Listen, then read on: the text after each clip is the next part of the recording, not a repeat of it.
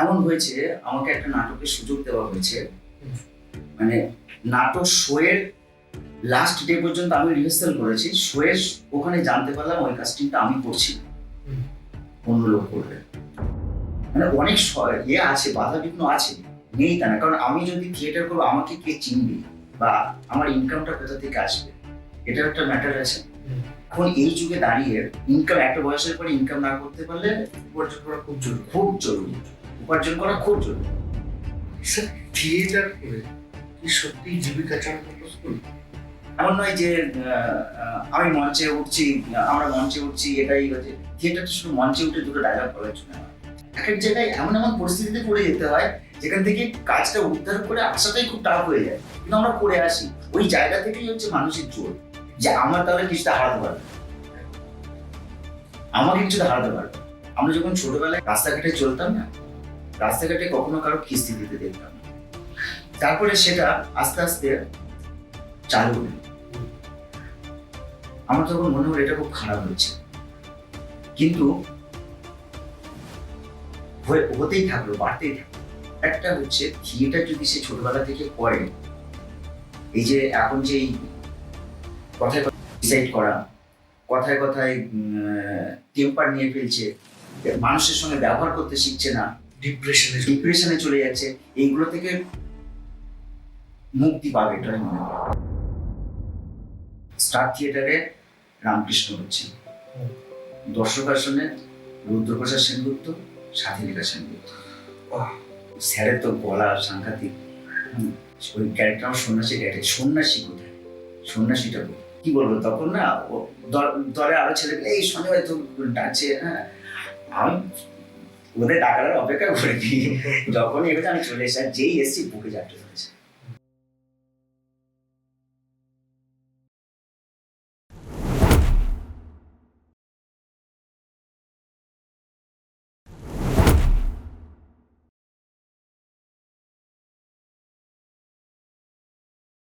নমস্কার, প্যারাফিন পডকাস্টের আমার একটা এপিসোডে স্বাগত।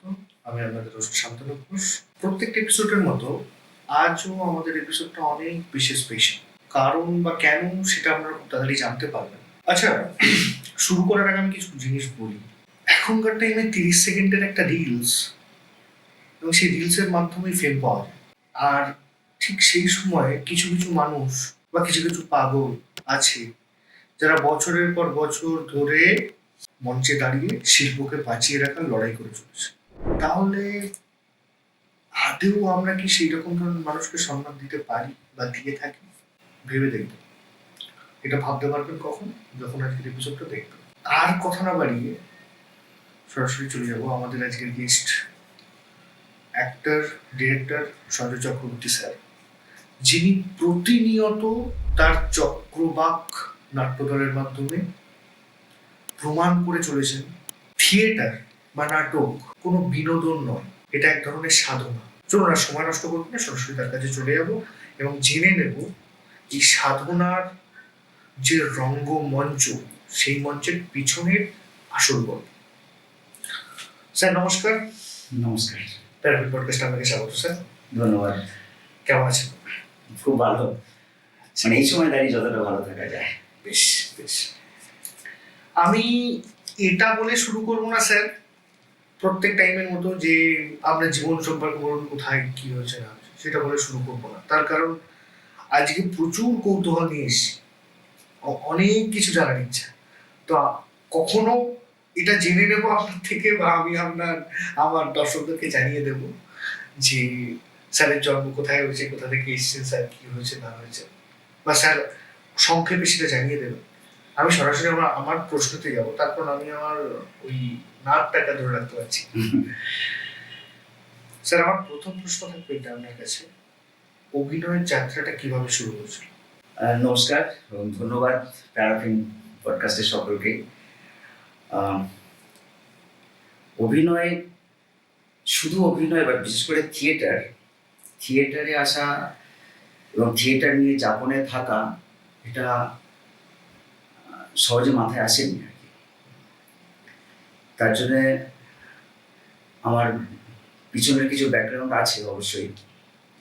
আমি একদম গ্রামের ছেলে, মানে গ্রামে বলতে বসিরহাট সাব ডিভিশন গাছার ছেলে আর কি, আচ্ছা। গাছা গ্রাম। আমার বাবা টিচার ছিলেন, হাই স্কুল টিচার, সবিরাবাদ হাই স্কুলের। আমার বাবা গাছা থেকে বসিরহাটে বাড়ি করেন, সেখান থেকে আমার এই থিয়েটারের যাত্রা শুরু। কোথাও একটা আমার বাবার চলা, তার থিয়েটার নিয়ে বা তার সামাজিক এ নিয়ে প্রেক্ষাপট বা সমাজ ভাবনা নিয়েই আমার মাথাতে এটা আসে আর কি, যে অভিনয় বা থিয়েটার বা নাটক যদি করা যায়। তো স্যার এই যে ভাবনাটা, এই ভাবনাটা মোটামুটি কোন বয়সের আছে? আছে, সত্যি কথা বলতে একদম প্রথমে আমি ভেবেছিলাম যে আমি এয়ারফোর্সে ঢুকবো, কিন্তু আমার যখন বুঝলাম যে আমার হাইট তার একদমই যোগ্য নয়, তারপর থেকে আমার তো ধরুন 7-8 থেকে, ওকে।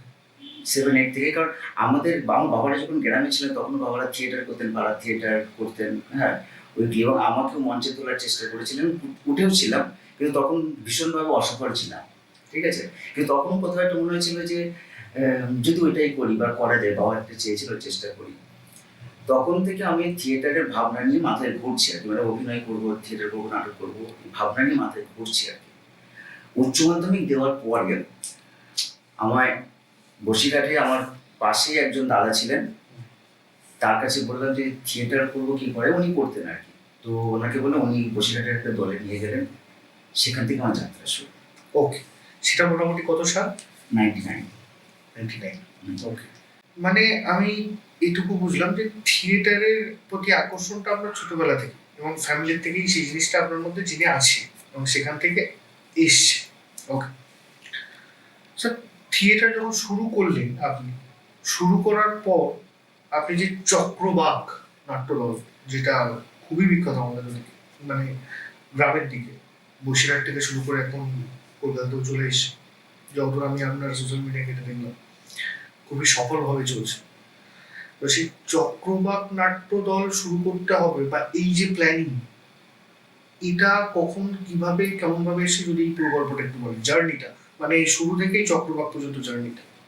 এই জার্নি আসার আগে অনেক গল্প আছে, মানে সেটা খুব সবসময় ভালো সুখের তা নয়। যেমন আমার বসিরহাট থেকে থিয়েটার কলকাতায় করতে আসা, এটা একটা খুব বাজে অভিজ্ঞতা আর কি। মানে বাজে অভিজ্ঞতা থেকে বাজে অভিজ্ঞতা বলতে? সেটা বসিরহাটে আমি তো থিয়েটারে ঢুকলাম, ছোটখাটো দলে করছি, ঠিক আছে, শিখছি, প্রথম প্রথম স্বাভাবিকভাবে শিখতে হবে। আমি শেখাটা খুব বিশ্বাস করি, মানে এখনো খুবভাবে আমি শিখি, শেখার চেষ্টা করি। তখনও শিখছি, করছি। এমন হয়েছে আমাকে একটা নাটকের সুযোগ দেওয়া হয়েছে, মানে নাটক শোয়ের লাস্ট ডে পর্যন্ত আমি রিহার্সাল করেছি। শোয়ের ওখানে জানতে পারলাম ওই কাস্টিংটা আমি করছি না, অন্য লোক করবে। আমি তখন জানতাম না, ঠিক আছে, যে ভালো করবে সে করবে, ঠিক আছে করবো। পরে যখন থিয়েটারের সঙ্গে আরো ওতপ্রোত হয়ে জুড়ে গেলাম, শিখছি, বড় জায়গায় আসছি, কাজ করার চেষ্টা করছি, তখন জানলাম বড় বড় অভিনেতারাও রিহার্সাল না করে কখনো মঞ্চে নামেন না, অথচ ওইখানে কি সুন্দর নেমে গেলেন। অথচ তার আগের দিন পর্যন্ত রিহার্সালটা আমি করেছি। এটা আমাকে খুব মানে একটা নাড়া দিল আর কি। মানে যখন পারি না, শিখতে হবে। কোথায় শিখলাম? কলকাতায়। কিচ্ছু চিনি না, জানি না, কিচ্ছু করি না, কলকাতায় চলে আসলাম। আসাটাও খবরের কাগজে দেখলাম যে জগন্নাথ বসু, উর্মিমালা বসু একটা ওয়ার্কশপ করাবেন, বিশেষ করে জগন্নাথ বসু, জগন্নাথ দেব ওয়ার্কশপ করাবেন চিলেন মিউজিয়ামের থেকে। আমি যোগাযোগ করলাম বসিরহাট থেকে, যোগাযোগ করে ওই ওয়ার্কশপে আসলাম, ওখান থেকে শেখা শুরু। এবং ওইখানে একটা বেশ ভালো অভিজ্ঞতা হলো যে আমি একেবারে কিছু পারি না, এটা বোধহয় নয়, এটা একটা কনফিডেন্স পেলাম ওখান থেকে। কারণ তারও একটা গল্প আছে। মানে ওয়ার্কশপটা হলো 2 দিন 3 দিনের ছিল বোধহয়, ওয়ার্কশপ হলো। ওয়ার্কশপ হওয়ার পরে উনি কাজ দিলেন যে প্রত্যেক ওই 2-3 মিনিট করে অভিনয় করবে, কার কিরকম অভিজ্ঞতা সেভাবে শেয়ার করার জন্য। তো আমাদের যারা পার্টিসিপেন্ট ছিলেন, ছেলেপেলেরা যারা ছিল, সবাই দুজন করে ভাগ হলো। তো আমারও দলে একজন নিয়ে পড়ে ছিলেন, তাকে নিয়ে একটা ছোট করে তৈরি করলাম। সবার যখন পারফরমেন্স দেখছেন, ঠিক আছে, একজন আসলেন, ঠিক আছে, পরের জন, এইভাবে 2-1 মিনিট করে শুনছেন, তারপরে পরের জন আসছেন, ঠিক আছে? সবার শেষে ছিলাম আমি, আমার টিম আর কি। তো আমি ওকে নিয়ে শুরু করলাম। এইবার করে যাচ্ছি, শুরু করেছি, করে যাচ্ছি, দেখি আর থামতে বলছে না। তখন আমিও নতুন, হ্যাঁ, একদম বিশেষ করে ওরকম একজন মাস্টার লোকের সামনে কীভাবে থামতে হবে, গলাটা শুকিয়ে যাচ্ছে, নতুন নতুন কি হচ্ছে বুঝতে পারছি না। একটা সময় পরে না আমি থেমে গেলাম নিজে। যেই থেমে গেলাম, সময় থামলে কেন? জগন্নাথ বলছে থামলে কেন, হচ্ছিল তো, করো করো। আমি আর পারিনি, মানে তখন জিভটি এমনভাবে শুকিয়ে এসেছে, যাই হোক, মানে আমি খুব টেনশনে, এতে বুঝতে পারছি না কি হচ্ছে। সবাইকেই বললো যে ঠিক আছে, হ্যাঁ, পরের জন। আমার ওইখানে মনে হলো তাহলে বোধ হয় কোথাও একটা আছে বা হবে বা পারবো, মানে কনফিডেন্সটা ওখান থেকে শুরু হলো। ওকে। তারপরে ওইখানে আরো একটা মারাত্মক ভাবে হলো, সেটা হচ্ছে একজন ব্যক্তির সঙ্গে ওখানে পরিচয় হয়েছিল। দ্বিতীয়বার তার সঙ্গে আর দেখা হলো না। উনি তখন বলে, তুমি কি থিয়েটার করবে? হ্যাঁ করবো। কোথায়? না, 21 শতকে তখন লোক নিচ্ছে। উনি 21 শতকে আমাকে নিয়ে গেলেন। সেখানে শ্যামল চক্রবর্তী, লোকনাথ বন্দ্যোপাধ্যায়ের মতো মানুষরা এই আমাদের ইন্টারভিউ নিচ্ছেন। শ্যামলদা ডেকে ডেকে ইন্টারভিউ নিলেন। হ্যাঁ, সেখানেও ইন্টারভিউ নেওয়ার পরে তখন জগন্নাথের কাছে অলরেডি আমি আবৃত্তি করতে শুরু করে দিয়েছি আর কি, শিখতে শুরু করেছি। উনি আমার ভুলভ্রান্তি ধরিয়ে দিচ্ছেন, শিখছি। তারপরে যখন শ্যামলদার ওখানে ইন্টারভিউতে বসে আমরা নিয়ে নিলেন 21 শতকে। ওইটা আমার কাছে একটা খুব বড় পাওয়া। শ্যামল চক্রবর্তী, তখন আমি ওনাকে সেভাবে চিনতাম না। পরে যখন কাজ করতে করতে দেখতে দেখতে যাচ্ছি, দেখলাম যে একজন, মানে আপনারা অনেকেই থিয়েটার মানুষকে চেনেন যারা বিভিন্নভাবেই পরিচিত। শ্যামলদাকে হয়তো অনেকেই চেনেন না, কিন্তু এখন অনেকেই চেনেন। আপনি একটু বললেই বুঝতে পারবেন। এই রিসেন্ট অনির্বাণ একটা সিনেমা করলেন না, বল্লভপুরের রূপকথা, ওখানে উনি অ্যাওয়ার্ডও পেয়েছেন শ্যামলদা। ওকে, বুঝতে পেরেছি। আমি ওনাকে গুরু হিসেবে মানি। উনি হয়তো করবেন, কিন্তু আমি ওনাকে গুরু হিসেবে মানি। ওনাকে আমি ধরে নিলাম যে শিখতে হবে, শিখতে গেলে এনার কাছে থাকতে হবে। উনি যা বলতেন, যেভাবে বলতেন, আমি সেইভাবে করতাম, চলতাম। আর ওনারাও আমাকে অনেক সাপোর্ট দিয়েছেন, খুব সাপোর্ট দিয়েছেন। আমি বসিরহাট থেকে থিয়েটার করতে আসতাম। থিয়েটারে যখন আসতাম, থিয়েটারটা করার জন্য আমি একটা ব্যবসা করতাম, ছোট ব্যবসা, খুব ছোট ব্যবসা। কিসের ব্যবসা? কাপড়ের ব্যবসা। সেটাও খুব, মানে সেটাও একটা আরেকটা কাহিনী আর কি। আচ্ছা। তো সেটা পরে আসছে, আগে এইটা করে নিই। এইবার যখন থিয়েটারটা করতে আসতাম, শ্যামলদাদের বাড়ি থাকতাম, খেতাম, হ্যাঁ, রাত হয়ে গেলে ফিরতে পারতাম না। শ্যামলদার বাড়িতেই থেকে যাচ্ছি, খাচ্ছি, করছি, থাকতে থাকতে থাকতে থাকতে নিজেকে তৈরি করা হচ্ছে, ওই চলছে আর কি থিয়েটার। করতে করতে করতে করতে 2009 সাল নাগাদ আমি একটা অফার, ঠিক বলবো না, আমার কাছে হঠাৎ ফোন আসলো যে এরকম একটা সিরিয়ালের জন্য রামকৃষ্ণের চরিত্রের লোক নেওয়া হবে, তুই কি করবি? হ্যাঁ, নিলে করবো না কেন, থিয়েটার করছি, অভিনয় করতেছি, অভিনয় করতেই পারি, করবো যদি নেয়। গেলাম, গিয়ে দেখি সেখানে অডিশন হচ্ছে। ওরা ওদের অফিসে গেলাম, অফিস থেকে গাড়ি করে আমাকে স্টুডিওতে নিয়ে গেল।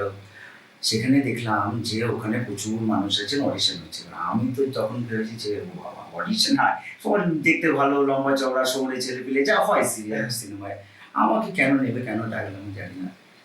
তো ওখানে ওই যে অডিশনটাতে নিতে নিতে আস্তে আস্তে স্টেপ বাই স্টেপ যখন যাচ্ছে, তখন দেখছি আমাকে সিলেক্ট করছে। মানে ফার্স্ট গেলাম, ঠিক আছে তুমি বসো, আবার দ্বিতীয়বার গেলাম, মানে একই দিনে, হ্যাঁ, বসো, বসলাম। ধরুন ওখানে 200 জন গেছে, 200 জনের মধ্যে হয়তো বেশ কিছু জনকে রেখেছে, 100-150 বা তার কম হয়তো রেখেছেন, তার মধ্যে আমাকে রাখলো। আবার তাদেরকে বাদ দিয়ে আবার বেশ কিছু কমিয়ে নিল, তার মধ্যেও আমাকে রাখলো। রাখতে রাখতে শেষে 2 জনে আসলাম। শেষে অডিশন নিল এবং যথারীতি রামকৃষ্ণ হিসেবে সিলেক্টেড হলাম। ওই 3 বছর মতো 600 এপিসোড করেছিলাম রূপসী বাংলায় রামকৃষ্ণ। ওই 3 বছর থিয়েটারটা সেভাবে করতে পারিনি। তাও প্রথম দিকে চেষ্টা করেছিলাম, কিন্তু যা হয় আর কি, সিরিয়াল করলে থিয়েটারটা করা খুব চাপের হয়ে যায়, মানে শিডিউলটা। হ্যাঁ, লিড ক্যারেক্টার প্রত্যেক দিন সকাল থেকে ডাকতো, প্রায় প্রত্যেক দিন রাত পর্যন্ত ওখানে থাকতে হতো। এবার রিহার্সাল করতে পারতাম না। তখন যে যে দলে কাজ করতাম সেই দলগুলো সবাইকে বলে দিলাম, আপনারা কাস্টিং করে তুলে নিই, কারণ আপনাদেরও সমস্যা আমারও সমস্যা হচ্ছে। আবার যখন ওটা শেষ হলো তখন আবার সেই রঙগুলোকেই ঢুকেছে, ঢুকে থিয়েটারে ঢুকলাম। রঙগুলো তখন পরশপাথর নাম হলো, পরশপাথর একটা খুব সুন্দর ক্যারেক্টার আমাকে দিলেন শ্যামলা তীর্থঙ্করদের লেখা, সেটাও খুব দারুণ, এবং ওইটা করতে গিয়ে ওখানেও একটা দারুণ অভিজ্ঞতা আমার আছে। সবাই ওখানেও বেশ অ্যাকসেপ্ট করলো, আমাকে নিলেন ক্যারেক্টারটা, চরিত্রটায়। সব থেকে আমার কাছে ওইটার একটা পাওনা আছে, সেটা হচ্ছে স্টার থিয়েটারে রামকৃষ্ণ হচ্ছেন, দর্শক আসনে রুদ্রপ্রসাদ সেনগুপ্ত, সাথীলিকা সেনগুপ্ত, থিয়েটার হলো। ওই নাটকে আমার প্রচুর কস্টিউম ছিল, যে যখন এই কস্টিউমগুলো আমি নিজে নিয়ে যেতাম, একটা কি দুটো দল থেকে দেওয়া হতো, মানে যারা ওই কস্টিউম দেয় আর কি, ওরা দিত, বাকি সবগুলো আমার নিজের নিয়ে যেতাম, নিয়ে আসতাম। এবার যেহেতু অতগুলো কস্টিউম ভাঁজ করতে হবে, আমি না ওই থিয়েটার শেষ হলেই আগে ওইটা শুরু করতাম হঠাৎ। আর স্যারের তো গলা সাংঘাতিক, ওই ক্যারেক্টার আমার সন্ন্যাসী ক্যারেক্টার, সন্ন্যাসী কোথায়, সন্ন্যাসীটা বলি আমি শুনতে পেরেছি। এবার উনি স্যার মানে রুদ্রপ্রসাদ বাবুর মতো একজন মানুষ, হ্যাঁ, মানে খোঁজ করছেন, মানে কি বলবো, তখন না দলে আরো ছেলেগুলো এই সঙ্গে হয়তো ডাকছে, হ্যাঁ, আমি ওদের টাকার অপেক্ষা করে দিই, যখনই এবার আমি চলে এসে, যেই এসছি বুকে চাপতে ধরেছে, সঙ্গে সঙ্গে বুকে চাপতে, আর সাথে লেখা দিয়ে পাশে মিষ্টি হাসি, খুব সুন্দর, খুব সুন্দর। এটা আমি পেয়েছি দিনের পর দিন। যারাই আমাকে কাজে নিয়েছে, আমি তাদেরকে কতটা মানে কি বলবো সন্তুষ্ট করতে পেরেছি আমি জানি না, কিন্তু আমি দর্শকের ভালোবাসা প্রচুর পেয়েছি, প্রচুর পেয়ে, মানে যত ছোট ক্যারেক্টারই দিক আর বড় ক্যারেক্টারই দিক। আমি বসিরহাটে একটা দলে যখন অভিনয় করতাম, তখন ওরা সবাই বেজার ক্যারেক্টার ভাগ বাটোয়ারা করে নিলেন, নেওয়া দেওয়ার পরে একটা বয়স্ক ক্যারেক্টার বেঁচে রইল, কে করবে? আমার তখন বয়স 26 বছর, ক্যারেক্টারটা 65 বছরের, একই ছোট আমি করবো। এমন হয়েছে শো শেষে এই বয়স্ক লোকটা করে, তখন মেকআপ টেকআপ করে মানে ড্রেস পত্র পরে ফেলেছি, খোঁজ করছে বয়স্ক লোকটা করে, বয়স্ক লোকটা করেছে, বয়স্ক লোকটা করে। হ্যাঁ, তো এইগুলো আমি পেয়েছি। এমনকি শ্যামলদার সঙ্গে একটা নাটক করতে গেছি, বিক্রম আদালত, সেখানে বাইরে জেলার শো করতে গেছি, জায়গাটার নাম বলতে যত বইছি এরকম কিছু হবে। ওই সেটের কাজ করার জন্য নাটক শেষ হয়েছে, সেট খুলবো বলে আমি সিঁড়ির উপরে দাঁড়িয়েছি, ঠিক আছে, ওরা এই ও কোথায় গেল, ওখানে আমার নাম ছিল যে নামটা মনে করতে বিক্রম আদালত, আমি ওই আদালির অভিনয়টা করতাম আর কি। শ্যামলদা কিছু প্যাটার্ন দিয়েছিলেন, ওই প্যাটার্নে মানে মুভ করা এগুলো খুব ছিল, খুব কমেডি ছিল। এবার আমি তখন যখন নাটকটা শেষ হলো, নাটক শেষ হওয়ার পরে আমি যথারীতি এখন আমি সেট খুলি আর কি, লাগাই সেট খুলি, সবই করার চেষ্টা করি। তখন ওপরে খুলছি সিঁড়ির ওপরে, হঠাৎ এই খুলছি, এই চোখ কোথায় গেল, কোথায় গেল, নামছি সিঁড়ি দিয়ে, ওই দেখে দিয়েছে ও তো ওই কাজ করছে না, সিঁড়ি দিয়ে নামতে দেয়নি, সোজা একটা ভুল টুড়ি নিয়ে একটা বয়স্ক লোক আমাকে গোলে করে নিয়ে, আমি তখন ইয়াং ছেলে, হ্যাঁ, ভুল পাত দিচ্ছে, আমি লাইক পড়ে যাবে, লেগে যাবে না, আপনারই লাগবে। এই যে ভালোবাসাগুলো, এগুলো আমাকে আরো বেশি উৎসাহিত করেছে, যে না তাহলে কিছু হয়তো পারি, যেখানে ওখানে যেটা আমার মনে হয়েছিল যে কি সত্যি আমি পারি না বা পারবো না, বা ঠিক আছে শিখতে হবে। তো তারপরে যখন এইগুলো পেলাম, তখন আমার মনে হলো আমি হয়তো কিছু পারি বা কিছু পারবো, চেষ্টাটা করে যাই, শিখে যাই, শেখার চেষ্টা করে সেখান থেকেই চলেছে। এবার আপনার ছিল চক্রবাক নিয়ে, ঘুমের চক্রবাক, এইটা আমার মাথায় কখনো ছিল না যে আমি আলাদা একটা দল করবো, যথারীতি আবার সেলিব্রিটি হবো, বিরাট কিছু এরকম ভাবনাও ছিল না, কিন্তু থিয়েটারটা ভালোবাসি, তখন অলরেডি রক্তে থিয়েটার ঢুকে গেছে, অভিনয় ঢুকে গেছে। এখন সেই সময় হঠাৎ চাকরির অফার আসে, মানে সেটাও একটা খুব কপালের ব্যাপার, অনেক ভাগ্য বলে, অনেকে বলে তোর ভগবান তোর প্রতি খুব সহায় আর কি। আমি শুটিং শেষ করে বাড়িতে গেছি, কদিন রেস্ট টেস্ট নিই, টানা শিডিউল চলেছে, করে নিই, তারপরে আবার পরের কাজের জন্য পরের চেষ্টা করবো।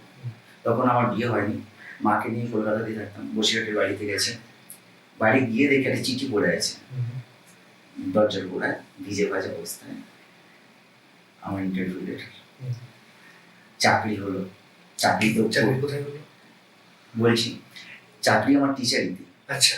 এবং চাকরি তো অফার আমি তো পেলাম, পেয়ে আমার মনটা খুব খারাপ হয়ে গেল। চাকরি করলে তার করতে পারবে না আমি জানি, তখন রক্ত অলরেডি ঢুকে গেছে এসব। সবাই তখন বলছে যে চাকরিটা ছাড়িস না, জয়েন কর। করলাম জয়েন্ট। এবার সেই চাকরি হলো একদম গ্রামে, ওটা কোন গ্রামে? তেঁতুলিয়া। তেঁতুলিয়া, অনেক তো। হ্যাঁ, উত্তর চব্বিশ পরগনা বসিরহাট সাব ডিভিশনের মধ্যে, কিন্তু বসিরহাট থেকেও আরো 15 কিলোমিটার যেতে, 25 কিলোমিটার যেতে হয়। শুধু যেতে হয় না, যে বাসটাতে যেতে হয়, মানে আধা ঘন্টার রাস্তা অন্তত 1 ঘন্টা লাগে। নদীর ওপারটা। হ্যাঁ, তো আধা ঘন্টার রাস্তা 1 ঘন্টা লাগে। এইবার ওইখানে চাকরিতে জয়েন করে ওখানে করে তারপরে আবার কলকাতায় এসে সিনেমার কাজ করে, যাই যে কাজে করি, থিয়েটার করে, একটু খুব চাপের হয়ে গেল। এবার যে রঙগুলোকে থিয়েটার করছিলাম যে দলগুলোতে, সেগুলোতেও ওই সময় তো একটা সমস্যা হয়ে গেল। তখন আর ওই থিয়েটারটা করতে পারলাম না ওনাদের সঙ্গে, যেটা ইচ্ছা ছিল আমার, যে সামনে তোমাদের সঙ্গে কাজ করবো, এর সঙ্গে কাজ করছিলাম। কারণ এবার এদের মধ্যেও একটা পরিবর্তন হয়ে গেল। কিরকম? এরা সেলিব্রিটি আর্টিস্ট নিয়ে নাটক করতে শুরু করে। যখনই সেলিব্রিটি আর্টিস্ট নিল, বিশেষ করে সঞ্জীব দা, সুদীপ্ত দা, এরা যখন নিল, তখন কি হলো, শিডিউল প্রথমত ফেলতে শুরু করলো। মানে হোল ডে হয়তো 3-4 দিন করলো, হোল নাইট করলো, টানা শিডিউল চলছিল। আবার যখন ছুটি তখন ছুটি। এই যে 4-5 দিনের ছুটি নেওয়া বা করা, এটা না আমার পক্ষে আর সম্ভব হচ্ছে না। আমার পক্ষে সম্ভব। তখন ওই থিয়েটারটা ছাড়তে বাধ্য হলাম। এইবার কি করবো? এটা মোটামুটি কত সালের দিকে? এটা 13 সাল। 13 সাল না? 13 থিয়েটার ছেড়ে দিলাম। হ্যাঁ, ওই দলটা ছেড়ে বললাম যে মানে আমার পক্ষে সম্ভব হচ্ছে না। যেটা আমি ভেবেছিলাম, চাকরি করাও ভেবেছিল, চাকরি করার পরে ভালোভাবে করতে পারবো থিয়েটারটা। তো দেখলাম যে এমন একটা জায়গায় হলো যে করতে পারছি না। তখন কি করি, চায়ের থেকে যেতে পারবো না, কারণ ওখানে তাস খেলতে পারি না, সেভাবে পারবো না। তখন ভাবলাম যে নিজে নিজে কিছু একটা করি, যেখানে ওদেরকে থিয়েটারটা নিয়ে থাকা যায়। সেই ভাবনা থেকে তখন এই চক্রবাক শুরু। আচ্ছা, বুঝি। মানে স্যার মোটামুটি 2013-14 এই টাইম থেকে শুরু হয় চক্রবাকের জার্নি। তখনও শুরু হয়নি। ওকে। তখন আর একটা দলের কাজ করতে শুরু করলাম। তারা ওই বললো যে, একজন বললো যে আমার একটা দল আছে, তুই যদি দেখভাল করে করিস। আমি করি, তাহলে ঠিক আছে। তো সেটা বেশি দিন করতে পারিনি। ওনারা করতে বিভিন্ন বাধা আসছিল, করতে করতে আমি চক্রবাকটা শুরু করলাম হচ্ছিল 19 সাল। 2019 সাল থেকে চক্রবাকের যাত্রা শুরু। এবং চক্রবাকের যাত্রা শুরু হওয়ার পর থেকে আমি প্রচুর মানুষের ভালোবাসা পেয়েছি। একটা থিয়েটার দল করা খুব কঠিন ব্যাপার, এবং আমার কোনো আইডিয়াই ছিল না, বা আমি করবো কখনো ভাবিনি। হ্যাঁ, কিভাবে যাব সেটাও কোনো ঠিক ছিল না। খুব কম সময় আমি অনেকটা বেশি মাইলেজ পেয়েছি মানুষের ভালোবাসায়। সেটা কলকাতায় হোক, বসিরহাট জেলাতেই হোক, যেখানেই হোক। হ্যাঁ, অলরেডি আমার দল 3 বছর 4 বছর বয়স হতে না হতে আমরা অলরেডি মানে চারপাশের জেলা বা দূর দূরান্তে, পশ্চিমবঙ্গের মধ্যে বিভিন্ন জায়গায়, বালুরঘাট টালুরঘাট অনেক জায়গায় শো হয়েছি বা ডেকেছেন আমাকে শো করতে। এটাও একটা বড় পাওনা আমার কাছে। আমি এতটা ভাবিনি যে এতটা, বা আমাদের থিয়েটার মানুষ দেখে বা এখন যে হারে সেলিব্রিটিদের নিয়ে থিয়েটার হয়, বা যাদের থিয়েটার মানুষ দেখতে যায়, তার মধ্যে আমরা কেউই নই, বা আমাদের দলেও তেমন কেউ নেই। তারপরেও মানুষ থিয়েটার দেখে। গ্রীষ্ম মঞ্চে, শিশু মঞ্চে এসে একেবারে ফাঁকা হলে আমরা শো করি না। এটা মানুষের ভালোবাসা এবং অনেকের আশীর্বাদ আছে। ওকে স্যার, তার মানে বুঝলাম যে কোথা থেকে আসলো চক্রবাক, আপনার পুরো ক্যারিয়ার জার্নিটা। আমাকে এবার একটা প্রশ্ন বলুন স্যার, মানে উত্তরটা আমার খুবই প্রয়োজন জানার, বা এটা আমার একটা আকাঙ্ক্ষা জানার জন্য। নতুন প্রজন্ম কেন থিয়েটারের দিকে কম ঝুঁকছে? কম ঝুঁকছে এটা বলা মনে হয় ঠিক না। সব মানুষ সবাই যে ঘুরিয়ে করবে এরকম বিষয়টা না। শিল্প, এটা একটা শিল্প, থিয়েটারের মতো শিল্প কর্ম। সবাই ঘুরিয়ে করবে বা খুবভাবে ওই কি বলবো ভাইরাল হবে, এই ব্যাপারটা মনে হয় ভাবনাটা ঠিক নয়। কারণ তাহলে অন্য জিনিসের সঙ্গে থিয়েটারের আলাদা করা যাবে না। একদম, মানে কম ঝুঁকছে মানে স্যার আমি প্রশ্নটা একটু ডিফাইন করে দিই। আমাদের গ্রাম বলতে সুন্দরবন, সেখানে আমি খুব একটা বেশি দিন থাকিনি, ক্লাস 4-5 পর্যন্ত থেকেছি।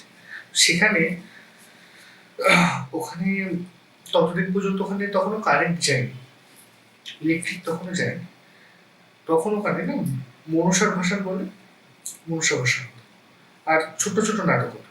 তাও কোথায়, ধান উঠে যাওয়ার পর শুকনো যে বিল বা যে মাঠ বলে, সেই মাঠে স্টেজ করা হতো এবং সেটা দেখার জন্য আশেপাশের কয়েকটা মানে একটা গ্রামে এক দুজন লোক থাকে না, অনেক লোক, 4-5টা গ্রাম যদি এক জায়গায় হয়ে যায়, একটা বড় মাঠ বিল ভর্তি হয়ে যায়।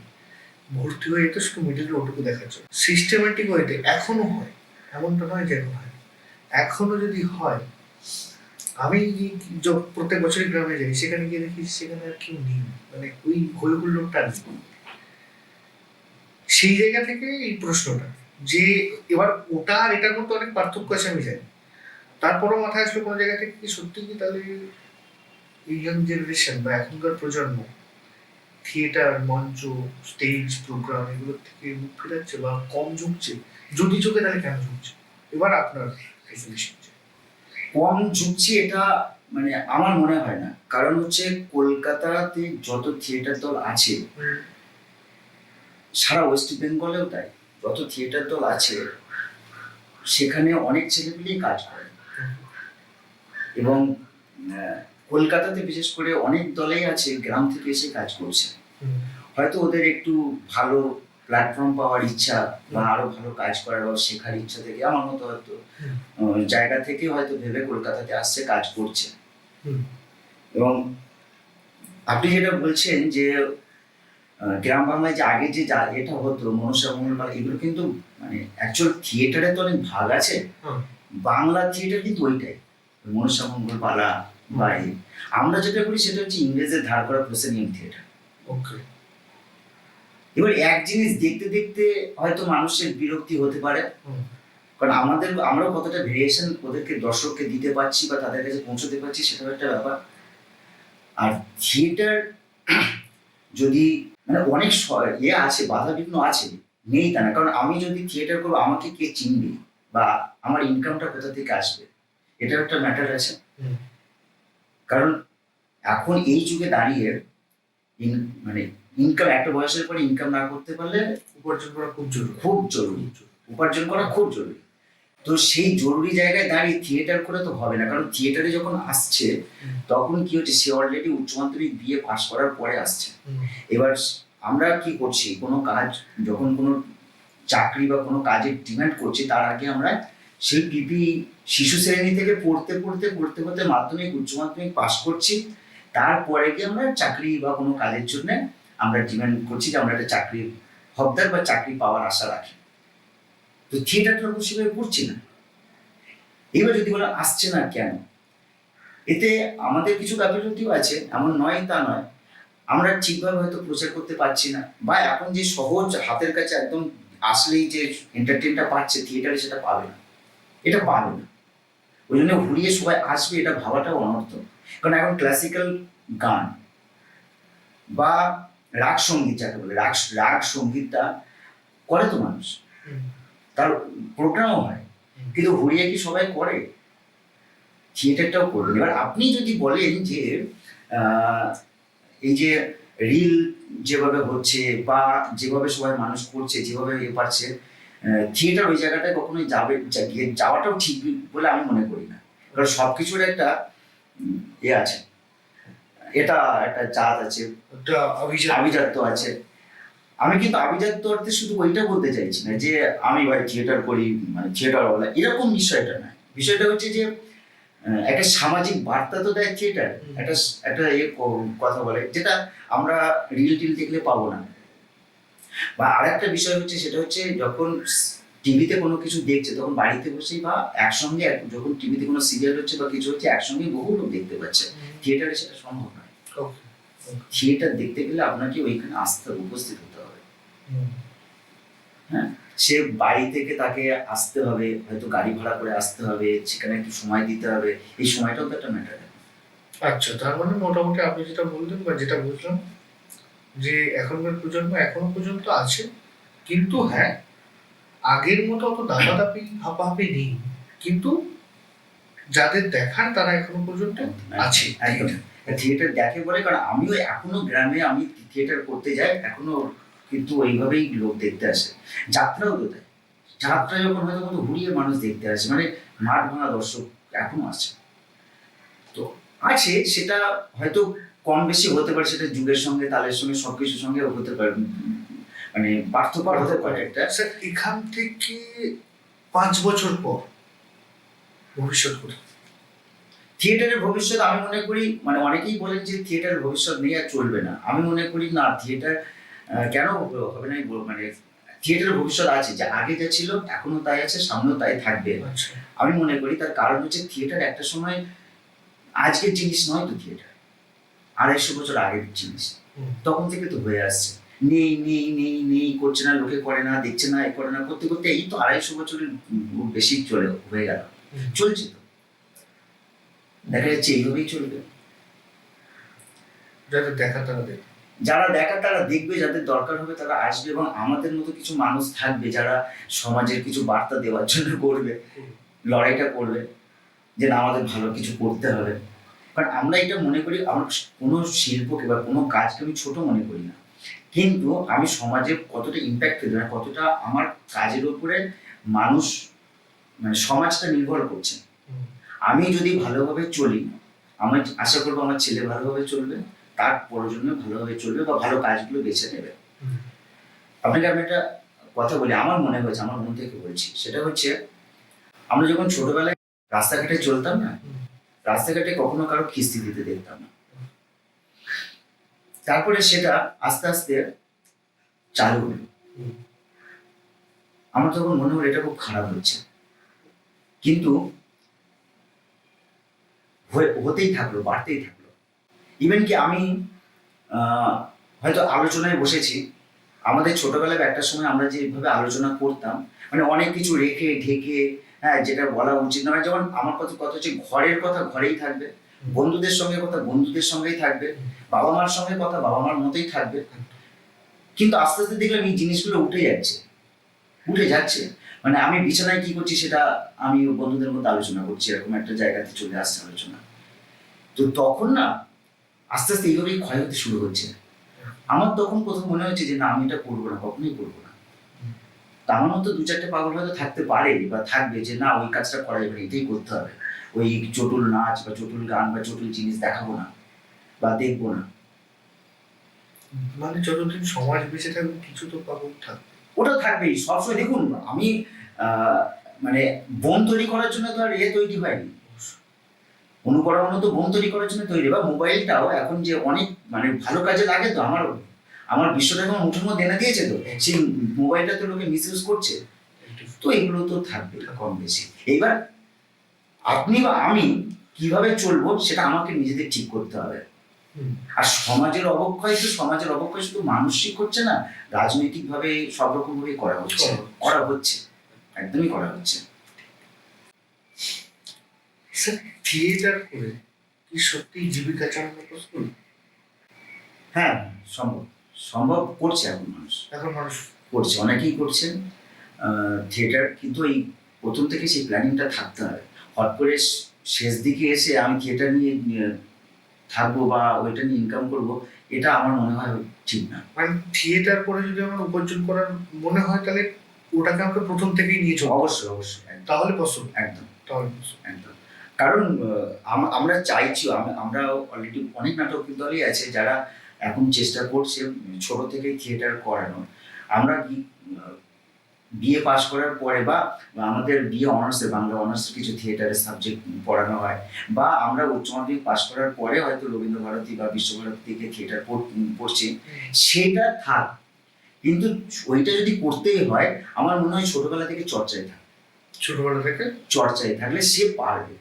আচ্ছা স্যার, একটা জিনিস আমি বুঝি না, এখনকার দিনে কোনো একটা বাচ্চা কোনো একটা বাড়িতে আসলে তার বাবা মা পড়াশোনার সাথে সাথে তাকে আঁকা শেখায়, তাকে গান শেখায়, কখনো কি নাচ শেখায়,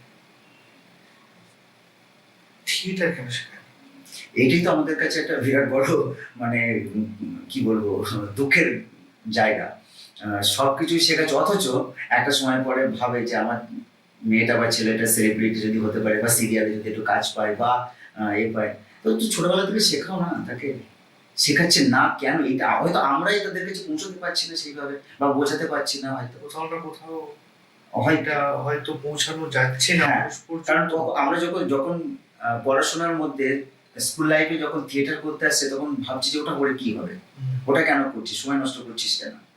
কিন্তু সময় নষ্ট এখন কোনো কিছুতেই হয় না, ওকে, কোনো কিছুতেই সময় নষ্ট হয় না যদি সে সেই জিনিসটা ভালোবেসে ফুললি সময় দিয়ে প্র্যাকটিস করে।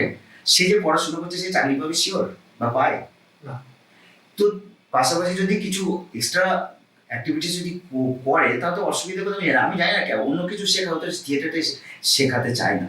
হ্যাঁ, অথচ একটা সময় পরে অনেকেই চায় যে আমি অভিনেতা হবো বা ডিরেক্টর হবো বা এই হবো, এগুলো অনেকেই চায়, কিন্তু সেটা ছোটবেলা থেকে শিখতে হবে। এটা আমি দেখি এটা আমাদেরও মানে একটা দুঃখের বলতে পারেন, এটা আমাদেরও প্রশ্ন, কেন ছোটবেলা থেকে শেখায় না? আমরাও চেষ্টা করে যাচ্ছি মানুষকে বোঝানোর। স্যার হয়তো আমাদের এই এপিসোড যখন প্রকাশিত হবে তখন হয়তো কিছু বাবা মা চাইবে তার বাবা মাকে তোমার বা তার বাচ্চাদের খুব ভালো, খুব ভালো হবে। আমি তাহলে আরেকটু দুটো কথা বলবো যে আপনাদের বাচ্চাদের থিয়েটারে আনুন, অবশ্যই শেখান। দুটো জিনিস অবশ্যই শিখবে।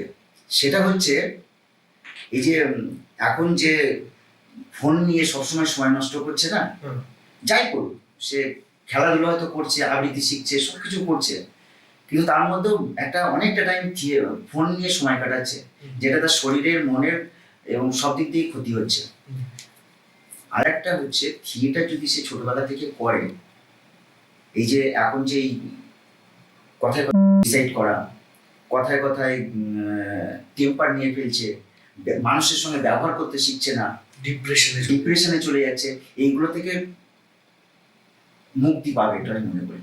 স্যার কোন একটা মিডিল ক্লাস ফ্যামিলি কোন একটা বাবা মা যারা একদমই মধ্যবিত্ত বা একদম গরিব, তারা যদি ভাবে যে আমি আমার বাচ্চাটাকে থিয়েটার শেখাবো ছোটবেলা থেকে, তারা কি পারবে অ্যাফোর্ডেবল তাদের জন্য? হ্যাঁ, অ্যাকচুয়ালি কি স্যার এই থিয়েটার লাইনটা সবাই জানা নেই। হ্যাঁ, এটা হতে পারে, কিন্তু পারবে, কারণ এটা এখানে এইখানটাতে একমাত্র কোনো খরচ নেই। কোনো খরচ নেই। আপনি ক্রিকেট খেলতে দিলে বা ফুটবল খেলতে, এটা বল, কিটস, এটা ভীষণ খরচ, অনেক খরচ। কিন্তু থিয়েটার লাগবে না। যে লোকাল যে কোনো দলে একটা ভালো টিচারের, মানে ভালো থিয়েটার দল যারা ঠিকঠাক থিয়েটার করে, অনেকে ঠিকঠাক থিয়েটারটা করে না, এটাও একটা পয়েন্ট। যারা ঠিকঠাক থিয়েটারটা করে সেরকম জায়গায় থাক, সে সন্ধ্যেটা 2 ঘন্টা সারাদিন পড়াশোনা করুক, অন্যান্য কাজ করুক, 2 ঘন্টা থিয়েটারের পিছনে সময় দিই, তার মানসিক চরিত্র গঠন আমি জোর দিয়ে বলছি। ওকে স্যার, আপনি একটা জিনিস বললেন যে কোনো একটা বাবা মাকে ঠিকঠাক থিয়েটার পার্সন খুঁজতে হবে। কিভাবে বুঝবে ঠিকঠাক? লোকালে যারা ভালো কাজ করছে, বা একটু দূরে যারা ভালো কাজ করছে, যারা ভালো মানে ঠিকঠাক থিয়েটার নিয়ে চলছে, থিয়েটারের সাথে যুক্ত প্রফেশনাল ভাবে, সেরকম জায়গায়। মানে এমন নয় যে আমি মঞ্চে উঠছি, আমরা মঞ্চে উঠছি, এটাই হচ্ছে থিয়েটারটা। শুধু মঞ্চে উঠে দুটো ডায়লগ বলার জন্য নয়, ডায়লগ বলার জন্য নয়। অনেকে ওটা ভাবে যে আমি মঞ্চে উঠেছি, আমি ডায়লগ বলছি আর আমার ডায়লগটা দেওয়ার, তা নয়। শিখতে হবে, জানতে হবে, পড়তে হবে। হ্যাঁ, প্রচুর ইয়ে আছে। বোধটা তো এমনি এমনি তৈরি হবে না, একটা ক্যারেক্টারাইজেশন করতে হবে। তো ক্যারেক্টারাইজেশন করতে গেলে সেই ক্যারেক্টারটাকে তো বুঝতে হবে, তাকে দেখতে হবে, চোখ দিয়ে যেমন মন দিয়ে, ব্রেন দিয়ে, তবে গিয়ে তার সেই জায়গাটা, সেই ক্যারেক্টারটা পৌঁছাতে পারছে, তবে গিয়ে তার বোধটা তৈরি হচ্ছে। যখনই বোধ তৈরি হচ্ছে, তার ভালো মন্দ কোনটা ভালো, কোনটা ঠিক, কোনটা ভুল, এই বিচারটা সে করতে শিখছে, তার মানসিক একটা ইয়ে তৈরি হচ্ছে, যার জন্য হুট করে বললেই সে করবে না। তার আমাদের থিয়েটার করতে করতে আমাদের এমন অনেক পরিস্থিতি তৈরি হয় যেখান থেকে ওখান থেকে উদ্ধার করে আসতে হবে, ওইখানে তার মানসিক গঠন তৈরি হয়, মানসিকভাবে সে দৃঢ় তৈরি হবে। একদম একদম একদম। এবং গানের ক্ষেত্রেও তাই, নাচের ক্ষেত্রেও তাই। কিন্তু আমি যেহেতু থিয়েটারটার সঙ্গে বেশি জড়িত, আমি জানি এমন এক এক জায়গায় এমন পরিস্থিতিতে পড়ে যেতে হয় যেখান থেকে কাজটা উদ্ধার করে আসাটাই খুব টাফ হয়ে যায়, কিন্তু আমরা করে আসি। ওই জায়গা থেকেই হচ্ছে মানসিক জোর, যে আমার তাহলে কিছুটা হারাতে পারবে না, আমাকে কিছুটা হারাতে পারবে না। সে তার নিজের সেট বানাক, সে তার নাটকটার সেটটা কি হতে পারে, ক্যারেক্টারাইজেশন গুলো কি হতে পারে, ড্রেসটা কি হতে পারে, প্রপসটা কি হতে পারে, তুমি সবটা ভাবতে যখন মাথায় ভাবনাটা আসবে না, তখন তার মধ্যে একটা মানে মানসিক জোর তৈরি হবে, পরিপূর্ণতা আসবে। সে তখন হুট করে কথা ভাববে না, সে লড়াই করার ক্ষমতা রাখবে। Definitely sir. এবার এগুলোর থেকে একটু বেরিয়ে কিছু প্রশ্ন করবো। অ্যাজ এ অ্যাক্টর এবং অ্যাজ এ ডিরেক্টর, মানে একজন অ্যাক্টর সঞ্জয় চক্রবর্তী আর ডিরেক্টর সঞ্জয় চক্রবর্তী, কোনটা বেশি চ্যালেঞ্জিং? আমার কাছে এই মুহূর্তে ডিরেক্টর, কারণ হচ্ছে আমি ছোটবেলা থেকে নিজেকে অ্যাক্টর হিসেবে দেখে এসেছি, এখনো দেখি। খুব প্রয়োজনে ডিরেকশন দিতে হয়, বা হয়তো কেউ বললো যে দাদা আমাদের নাটকটা একটু দিয়ে দিন, সেটা আমি তাও এড়িয়ে যাওয়ার চেষ্টা করি, না আমাকে না অন্য কাউকে না, অভিনেতা হিসেবে না ঠিক আছে। কিন্তু আমি যতটা বেশি কমফোর্ট অভিনেতা হিসেবে, হ্যাঁ, কারণ আমি ছোটবেলা থেকে নিজেকে ওইভাবে ভেবেছি, আর প্রয়োজনে ডিরেকশনটা দিতে হয়। ওকে স্যার, একজন নতুন অভিনেতা, একদম নতুন অভিনেতাকে আপনি কিভাবে গড়ে তোলেন? সেটা খুব কঠিন পদ্ধতি।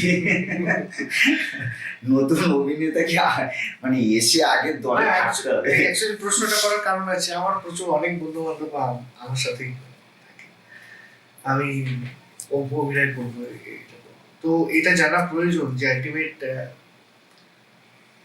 পদ্ধতি কি আছে, কি নির্দিষ্টভাবে ওইভাবে বলা খুব কঠিন, তবে আমার মনে হয় প্রথম প্রথম কিছু কাজ দেখা, যে আগে জিনিসটা কি সেটা বোঝা, দেখে দেখে বোঝার চেষ্টা করা। যে অ্যাকচুয়াল থিয়েটারটা কি, কোথায় হয়, কিভাবে হয়, ওই কাজ বিভিন্ন এখন তো ইউটিউব হয়েছে, প্রচুর দেশ বিদেশের নিজেদের থিয়েটার বা প্রচুর দেশ বিদেশের থিয়েটারও দেখা যায়, বোঝা যায়। মানে ওইটা আগে দেখতে দেখতে কিছুটা উপলব্ধি করার চেষ্টা, তারপরে কিছু পদ্ধতি আছে। বই পড়া একটা ভীষণভাবে থিয়েটারের মানে অভিনেতা তৈরি হওয়া, ডিরেক্টর মানে থিয়েটারে কাজ করার ক্ষেত্রে বই পড়া খুব মানে প্রয়োজন তো বটেই। মানে আমি যেটা বলতে চাইছি, তাকে ডেভেলপ করতে সাহায্য করে। কারণ একটা উপন্যাস বা গল্প যখন পড়ছে, তার মধ্যে একটা ছবি তৈরি হচ্ছে, সেই ছবিটা মঞ্চে তুলে ধরা হচ্ছে অভিনেতার কাজ। তো এটা একটা প্র্যাকটিস। এবার এছাড়া কিছু আমাদের টেকনিক্যাল ব্যাপার আছে, যেমন হচ্ছে গলার ব্যায়াম করা, জিভের ব্যায়াম করা, বডি ল্যাঙ্গুয়েজ নিয়ে বডির মুভমেন্টের ব্যায়াম করা, মানে এরকম ধরনের সেগুলো দলে এসে করতে হবে, সেগুলো করতে হবে। ওকে স্যার, আপনি এর আগে কথায় কথায় অনেকগুলো জিনিস বললেন, তার মধ্যে একটা জিনিস যেটা আমাকে দাঁড়িয়েছে একটু, যে আমরা মনে হয় ঠিকভাবে মানুষের কাছে পৌঁছাতে পারছি না, বা থিয়েটার পৌঁছাতে পারছি না।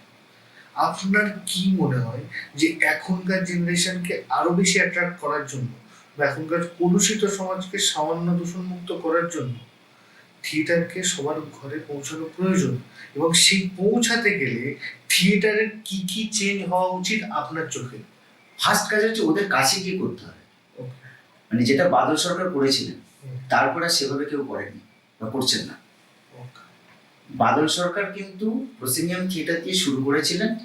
উনি যখন দেশ বিদেশ ঘুরে এসে বুঝলেন যে থিয়েটারকে ওখানে নিয়ে যেতে হবে, শুধু মানে পয়সা করির জন্য না, মানুষকে থিয়েটারকে মানে আমার ওনার কথা যে আমি যে শ্রমিকদের কথা বলছি, আমি যে কৃষকদের কথা বলছি, সেই শ্রমিক বা সেই কৃষক ওই একাডেমি গিয়ে থিয়েটারটা দেখে না, তো সে কি করে জানবে, কি বুঝবে? তার কাছে তাহলে পৌঁছতে হবে, অবশ্যই তার কাছে পৌঁছতে হবে। অবশ্যই মঞ্চে ওই শুধু মঞ্চে বসে করলে হবে না ওটা। আমি মুখে অনেক কথা বলছি, অথচ সেই একটাই জায়গায় গিয়ে পড়ে আছে, হবে না। গ্রামে গ্রামে যেতে হবে, মানুষের কাছে যেতে হবে, আর মানুষ পৌঁছাতে হবে। এবং আপনি তার মানে বাড়ি বাড়ি যেতে হবে এমন নয়, কিন্তু একটা এলাকায় গিয়ে আপনি যখন থিয়েটারটা করবেন না, তখন ওরা জড়ো হয়, দেখে, আমি দেখেছি। কারণ গ্রামে যখন থিয়েটারগুলো যখন আয়োজন হয়, তখন মানুষ যায়, কলকাতা থেকে বেশি দেখে। তো পৌঁছানো দরকার, ওদের কাছে পৌঁছানো দরকার, ওদের কাছে যাওয়া দরকার। কারণ আমরা আমাদের সবকিছু ওদের কাছে পৌঁছেছি। আমরা সিরিয়াল করি, ওই বাড়িতে বসেই টিভিটা দেখে, আমরা সিনেমা করি, সেটাও বাড়িতে বসেই দেখা যায়, আমরা যে রিল বানাচ্ছি সেটা হাতে দেখা যাচ্ছে কাছে। তো আমরা থিয়েটারটা যদি ওইখানে রেখে দিই, সেটা কি করে হবে? আমি বলছি না যে ওইভাবেই যেতে, কিন্তু ওদের অন্ততপক্ষে কিছুটা কাজে যেতেই হবে, না হলে হবে না। আরেকটা জিনিস জানবেন, সেটা হচ্ছে যে জিনিসটা সমাজ শুধরানোর কথা বলে, সেটা সবসময় সরকার বিরোধী যায়। আর সরকার বিরুদ্ধে গেলে সেটা মানে কি বলবো, বাধা আসবেই, সেটা বাধা আসবে, প্রতিকূলতা আসবে। তার কারণ রাজনীতি, এখনকার রাজনীতি কখনো শিক্ষা দেবে না। এখনকার না, রাজনীতি আলাদা শিক্ষা দেয়। শিক্ষা যদি দেয় তাহলে তো শিক্ষা থেকে প্রশ্নের তৈরি হয়। একদম। আর রাজনীতি চাই না যে প্রশ্ন করুন না, ওরা আরো বরঞ্চ ঘরে ঘরে রাজনীতিটা ঢোকাতে চায়। এবার আমি কিভাবে চলবো সেটা আমাকে ঠিক করতে হবে, আমাকে ঠিক করতে হবে। আমি শুধু 4টে পয়সার জন্য যে কোনো জায়গায় চলে গেলাম বা যা দেবে সব হাত পেতে নিলাম, এইটা যদি আমি চাই তাহলে আমি সমাজ শুদ্ধানোর কথা বলতে পারি না। মানুষকে আগে সচেতন হওয়া। হ্যাঁ স্যার, 30 সেকেন্ডের এখন একটা রিল করে ওয়ার্ল্ড ফেমাস হয়ে যাওয়া যায়। কোনো পার্সন 30 বছর ধরে মঞ্চে দাঁড়িয়ে কাজ করছে, তারপরেও সে সেই ফেমটা পায় না। আপনার চোখে কোনটা বেশি মূল্যবান? আমার চোখে মূল্যবান এইটাই যেটা আমি করছি। কারণ আমি হুট করে হয়তো 30 সেকেন্ডে ফেমাস হয়ে গেলাম, কিছু পয়সাও হয়তো হয়ে গেল, তারপরে তার একটা কি, আমার নিজের মনকে আমি কি বোঝাতে পারছি যে আমি যে কাজটা করছি সেই কাজটা একটা সমাজের এফেক্টিভ কাজ। আমার বাচ্চাকে আমি বলতে পারবো যে আমি এই করেছি, আমি করতো, ওই মানে আমার কাছে ওটা খুব একটা মূল্য না। হ্যাঁ, যে পাচ্ছে সে তার পাক, ঠিক আছে, তার পাওয়া দরকার আছে, পাক, টাকাও পাক, ইয়ে পাক, কিন্তু সস্তার এটা না, আমি ঠিক মানে আমার কাছে ওটা মূল্যবান না। ওই পাওয়ার জন্য যা ইচ্ছা করবো, হ্যাঁ, ওটা আমি ঠিক মানে আমার পোষায়, মানে আমি নিতে পারি না। আমার 2টো পয়সার জন্য আমি যা ইচ্ছা করবো এটা আমি নিতে পারি না। আমার আমার আমার কাছে সততা মাস্ট। আমি যেটা করবো সেটা, হ্যাঁ, আমি বলতে পারি যে আমি মানে আমার নিজের কাছে কথা বলছি, লোকের কাছে নয়, যে হ্যাঁ আমি এমন একটা কাজ নিয়ে থাকি যেটা আমি মনে করি সমাজকে ভালো বার্তা দেয়, সমাজে কোনো খারাপ এফেক্ট নেই, এর জন্য কোনো খারাপ এফেক্ট নেই, বরঞ্চ সমাজ যদি গ্রহণ করে সেটা একটু ভালো হলেও হবে। আমি সেই নীতি নিয়ে চলি। ওকে স্যার, কখনো কি মনে হয়েছে যখন থেকে আপনি থিয়েটার বা এই ধরনের লাইনে নিজেকে এনেছে, সেখান থেকে কখনো কি নিজের এমন মনে হয়েছে যে আর হচ্ছে না, ছেড়ে দিতে হবে? অনেকবার, সেটা সামাজিক কারণে, হ্যাঁ, অনেকবার হয়েছে।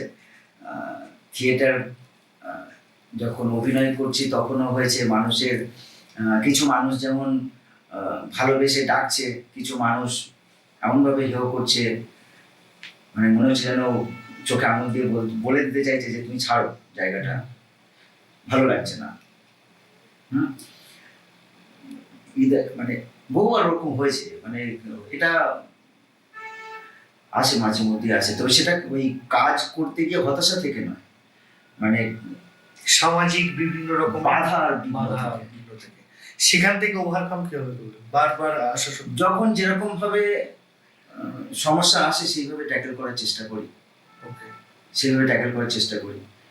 যেমন এই মুহূর্তে দাঁড়িয়ে একটা সমস্যার মুখোমুখি আছি, বিভিন্ন আমাদের যেমন নিজস্ব একটা সংগঠন আছে চক্রবাক, তেমনি আমরা কি করি, ওই বিভিন্ন একসঙ্গে হয়তো 5টা 7টা 10টা নাটকের দল নিয়ে একটা গ্রুপ করে হয়তো বিভিন্ন জায়গায় অভিনয় করে বেড়াচ্ছি, ঠিক আছে। তো এরকম একটা সংগঠন আছে, সেই সংগঠনে কাজ করছিলাম, হঠাৎ সেখান থেকে ব্রেক করে আর একটা সংগঠন তৈরি হলো, তারাও বলছে তুমি এসো, ওরাও বলছে তুমি এসো, এবার আমি কোথায় যাই? এবার শুধু তাই না, যদি তুমি ওখানে যাও তুমি এখানে আসতে পারবে না, যদি এখানে করো, এই যে দোলাচলের মধ্যে একটা ফেলে দেওয়া, তখন মনে হয় কেন করবো, কি জন্য করবো, এবার ছেড়ে দিচ্ছি, ভালো লাগছে না।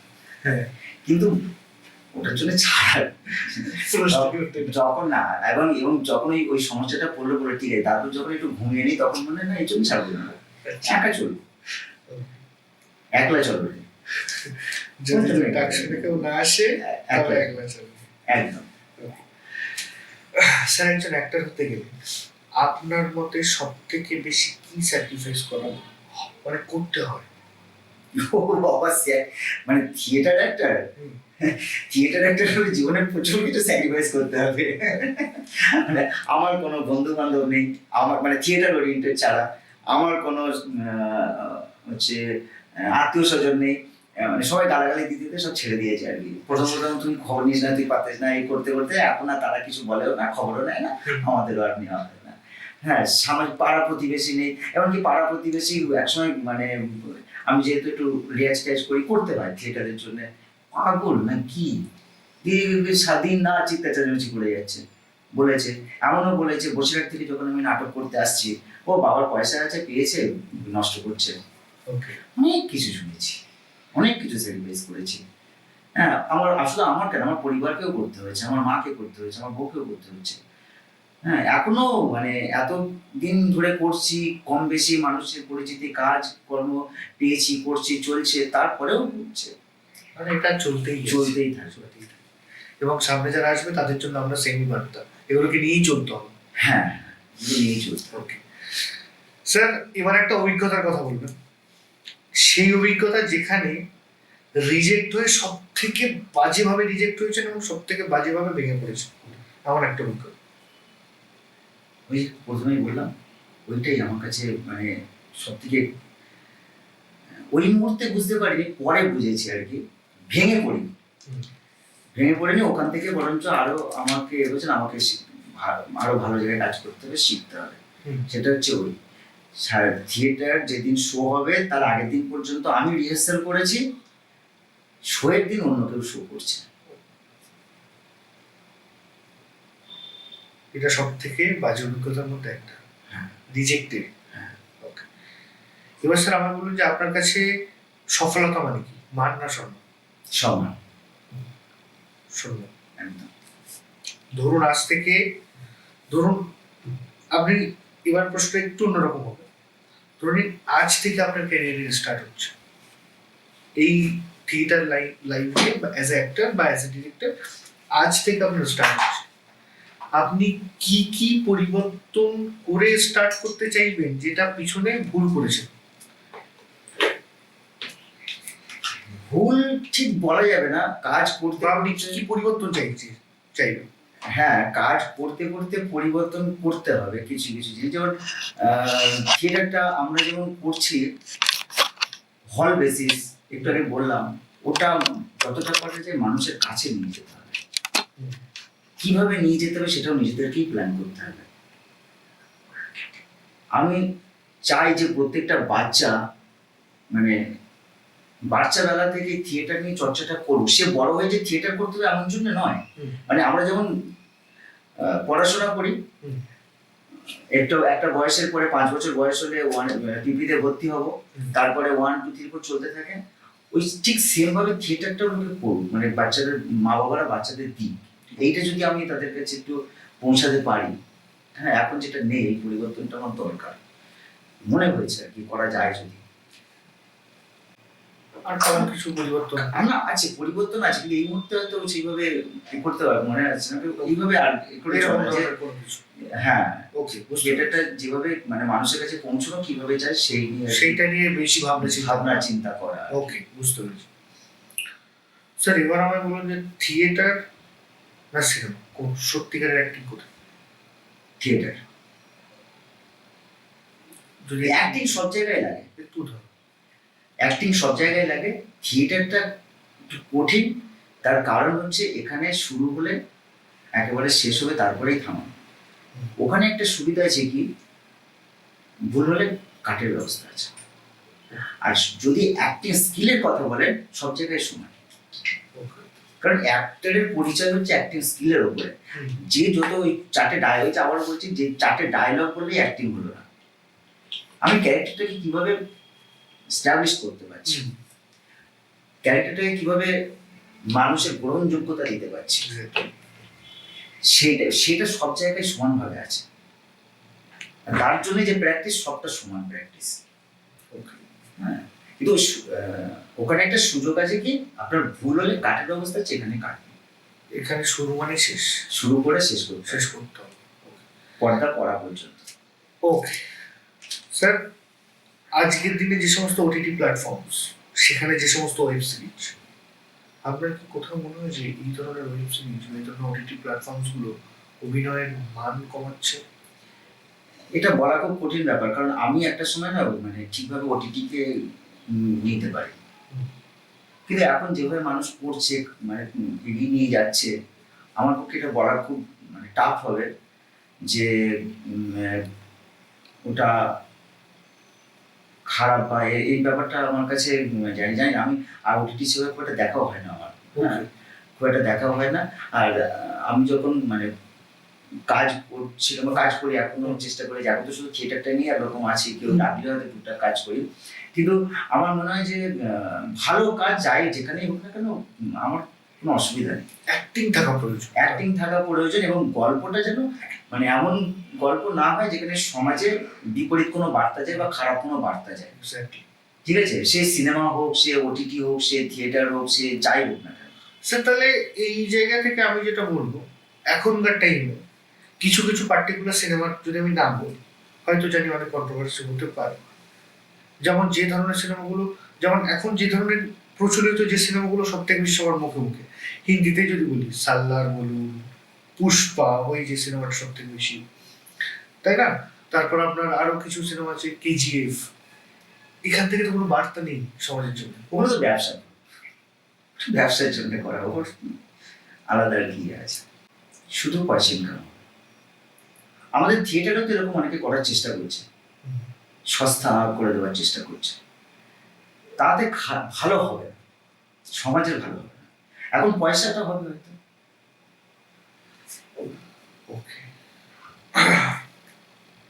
স্যার, আপনার মতে স্টার স্টার হওয়া বড় না অ্যাক্টর হওয়া?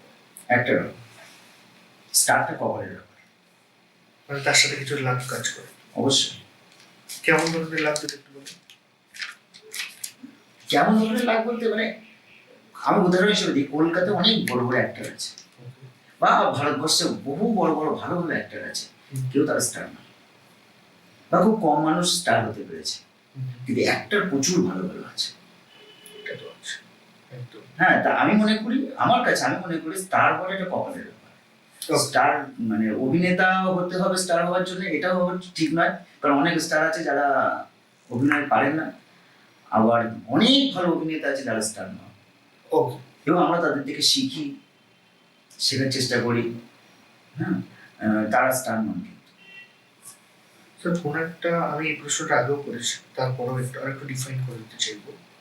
কোন একটা মিডল ক্লাস ঘরের ছেলে বা কোন একটা মিডল ক্লাস ঘরের মেয়ে যদি অ্যাক্টিং এ আসতে চায়, তাহলে তারা কোথা থেকে শুরু করবে? কোথা থেকে শুরু করবে বলতে মানে কোথা থেকে শুরু করে কেমন ভাবে জার্নিটা স্টার্ট করবে, বা তাদের বাবা মা কেমন কোথা থেকে জার্নিটাকে স্টার্ট করবে? তার বাবা মা কিছু জানেই না। আমার মনে হয় প্রথম যখন পড়াশোনা করছে, পড়াশোনার পাশাপাশি থিয়েটার দলে গিয়ে থিয়েটারটা চেষ্টা করা। ওই আবার বলছি, যারা সৎভাবে অনেস্টলি থিয়েটারটা করে, যেখানে নোংরামোটা নেই, কারণ সব জায়গায় এখন নোংরামো কম বেশি আছে, তো সেই জায়গাটায় যারা থিয়েটার চর্চাটা করে আর কি, থিয়েটারের চর্চা যেটা বলা হয়, থিয়েটারের প্র্যাকটিস রেগুলার, শুধু অভিনয় করা, ডায়লগ বলা, ডায়লগের রিহার্সাল করাটা থিয়েটার নয়, আবারও বলছি, এই যে চর্চা মানে মানুষ তৈরি করা, বিভিন্ন ওয়ার্কশপ, সেমিনার, বা কাস্টিং দিয়ে তাকে ক্যারেক্টার বোঝানো এবং ক্যারেক্টার তাকে দিয়ে বার করে নেওয়া, এই যে চর্চাটা আর কি, এই চর্চা যারা ঠিকঠাক করে সেখানে গিয়ে প্র্যাকটিস করা। আর এর জন্য খুব একটা পয়সা লাগে না, হয়তো ক্লাব বা যে সংস্থা যাচ্ছে সেই সংস্থায় 200-400 টাকা চাঁদা নিতে পারে মাসে, বা হয়তো অনেক থিয়েটার দল আছে যারা নেয় না, সেটাও নেয় না, না থিয়েটারটা হোক করুক।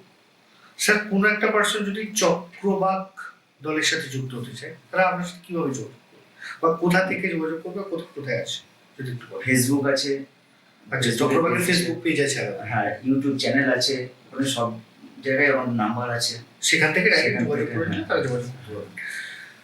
আমাদের দর্শকদের জন্য অনুরোধ, চক্রবাক দলের পেজ, ইউটিউব চ্যানেলের লিঙ্ক আমাদের ডিসক্রিপশনে থাকবে, এবং সেখানে যোগাযোগের নাম্বার অ্যাভেলেবল থাকবে। যদি আপনি বা আপনার বাচ্চাকে থিয়েটার বা অ্যাক্টিং এর সাথে পরিচিত করতে চান, বা চান যে আপনার ছেলে বা মেয়ে এটাকে প্রফেশন হিসেবে সামনে এগিয়ে নিয়ে যাবে পারবে, তাহলে অবশ্যই যোগাযোগ করবেন।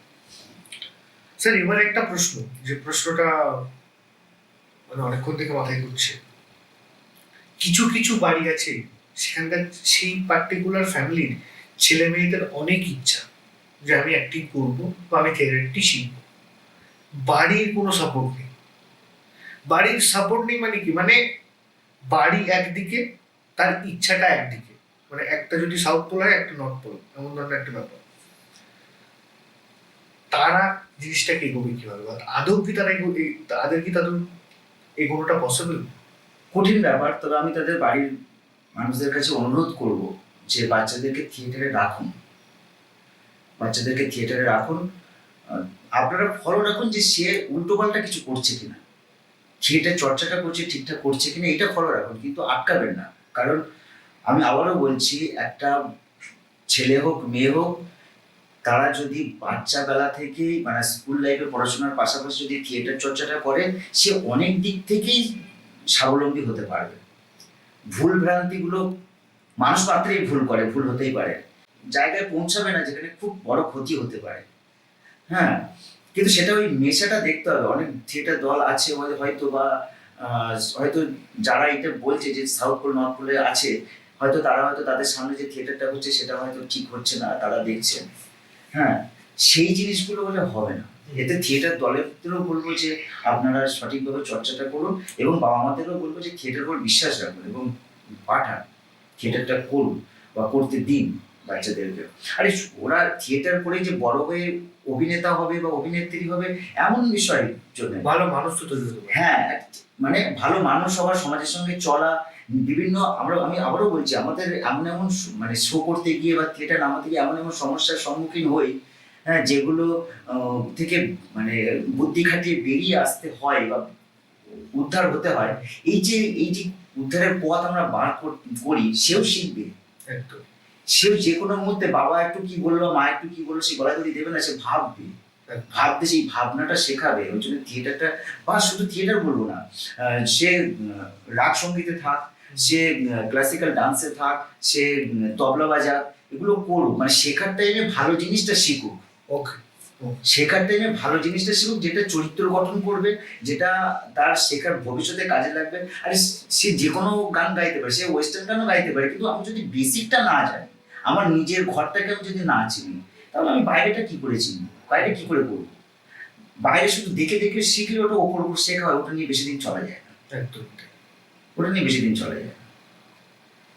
সেই জন্য বলবো যে মা বাবাদের বলবো যে আপনারা একটু দেখে শুনে ভালো যে দল আছে সেখানে বাচ্চাদেরকে থিয়েটারে দিন, তাতে আপনাদেরও হয়তো সুবিধা হবে। সে হয়তো দেখা যাচ্ছে ওই 2 ঘন্টা মোবাইল ছাড়া থাকবে, মোবাইল ছাড়া থাকাটাও তো একটা ভালো গুণ। কারণ এখন শুধু তো মোবাইল নিয়ে থাকলে তার ঘাড়ের রোগ হচ্ছে, চোখের রোগ হচ্ছে, ব্রেনের সমস্যা হচ্ছে, এগুলো তো প্রমাণিত, দেখছেন সেটা। র্যাপিড ফায়ারে আসবো, সেখানে আপনি বলুন, মানি না প্যাশন? প্যাশন। স্টেজ না ক্যামেরা? স্টেজ। Favourite actor? সেটা প্রচুর। Aamir Khan. Favourite theatre person? Shyamal Chakraborty. Cinema না থিয়েটার? থিয়েটার। ডিরেক্টর না actor? Actor. One word for theatre? যুগ যুগ জিও। স্যার এবার শুধুমাত্র একটা জিনিস, রূপসী বাংলাতে একটা লম্বা টাইম কাজ করেছে, এছাড়াও একটা লম্বা টাইম কাজ করেছে, তারপর এখন কাজ বাজের খবর বা কোথায় কি আছেন, কেমন ভাবে কাজ? আমি অবশ্যই চক্রবাক নিয়ে আছি বেশিরভাগটাই। অন্যান্য থিয়েটার দলেও কাজ করছি, সেটাও খুব মানে আমার দলের সময় বাঁচিয়ে, কারণ সবটাই ওই দলেই খেয়ে নিচ্ছে আর কি, বাইরে আর সেভাবে কাজ করার সময় সুযোগ হচ্ছে না। আর যদি বলেন ক্যামেরার কাজ, আমি কোনোদিন ক্যামেরার কাজের জন্য লাইন দিতে বা যাইনি, আমাকে ডাকলে করেছি, এখনো সেভাবে আছে। এখনো সেভাবেই আছে। লাস্ট কাজ কবে করেছেন, কোথায়? লাস্ট কাজ করেছি আকাশ আটের বিদ্যাসাগরের ভূমিকায়, বিনোদিনী সিরিয়ালে। বিনোদিনী সিরিয়াল। ওকে, বিনোদিনী সিরিয়াল, বিদ্যাসাগরের ভূমিকায়। ক্যামেরাতে আমি ম্যাক্সিমাম ওই ঐতিহাসিক রামকৃষ্ণের ভূমিকা, বিদ্যাসাগরের ভূমিকা এসবই করেছি। কাজ করেছেন বেশি। হ্যাঁ, তো লাস্ট কাজ ওইটা, তারপরে আর হয়নি। আর ওই বললাম, ঠিক আছে, ওকে। মা মা তুমি তো আমাকে বলেছিলে, তুমি তো আমাকে ছোটবেলা থেকে স্বপ্ন দেখিয়েছিলে পাখি হওয়ার। হ্যাঁ, পাখি হওয়ার স্বপ্ন দেখিয়েছিলে, বলেছিলে বাবা বাবা বড় হও, বড় হও। মা মা আমি তো পাইলট হতে চেয়েছিলাম মা। হ্যাঁ, চো চো চো করে আকাশে উঠতে চেয়েছিলাম। হ্যাঁ, ওই যুদ্ধ বিমানের কান ফাটানো শব্দ, মেঘ কেটে চলে যাওয়ার অনুভূতি। ও মা, তুমি ভাবতে পারছো মিগ 2000 F-16 নিয়ে আমি শত্রু পক্ষের উপর ঝাঁপিয়ে পড়েছি। সবাই সবাই আমাকে দেখিয়ে বলবে ওই ওই ছেলেটা আকাশের ওপর থেকে আমাদের নজর রাখে যাতে শত্রুরা আমাদের দেশ আক্রমণ করতে না পারে। আর তোমাকে তোমাকে দেখিয়ে বলবে ওই ওই ছেলেটার মা, ওই ছেলেটার মা, ওর ছেলে আকাশে ওড়ে। কিন্তু মা, মা ওরা আমাকে আকাশে উড়তে দেয় না মা। ওরা ওরা আমাকে আকাশে উড়তে দেয় না। একটা একটা ছোট্ট ঘরে বসিয়ে রাখে, এক ফালি জানলা দিয়ে আকাশ দেখার চেষ্টা। একজন একজন পাইলট কিভাবে কিভাবে বাঁচতে পারে বলতে পারো মা? এভাবে কি করে বাঁচতে পারে?